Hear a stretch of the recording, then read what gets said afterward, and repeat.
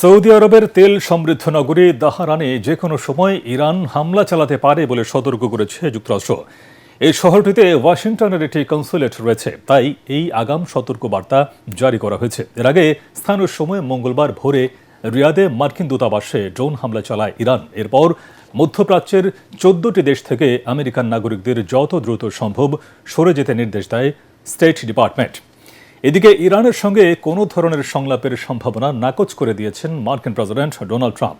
সামাজিক মাধ্যমের এক বার্তায় তিনি জানিয়েছেন, শীর্ষ নেতৃবৃন্দ নিহত হওয়া সহ দেশটির আকাশ প্রতিরক্ষা, বিমান বাহিনী এবং নেভি ধ্বংস হয়ে গেছে। এ অবস্থায় তেহরান আলোচনা করতে চাইছে, যা সম্ভব নয়।